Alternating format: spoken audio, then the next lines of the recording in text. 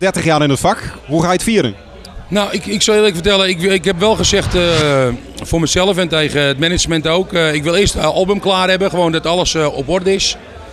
En als dat eenmaal helemaal de planning klaar is voor het album, dan wil ik een keuze gaan maken van waar we iets gaan doen. En wat we gaan doen precies. Ik heb wel wat ideeën, maar dat moet eerst uitgewerkt worden natuurlijk. Of alles vrij is en of het allemaal kan.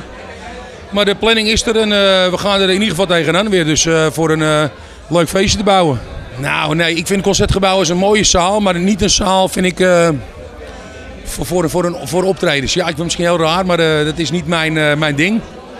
Ik denk als ik zelf toch wel weer iets ga doen, zal ik misschien het eerst een beetje gaan denken aan toch wel weer de Heineken Musical of zo.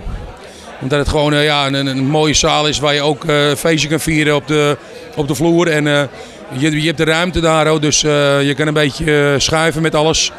Nee, dat is wel Je staat bovenaan het lijstje. een van de mogelijkheden.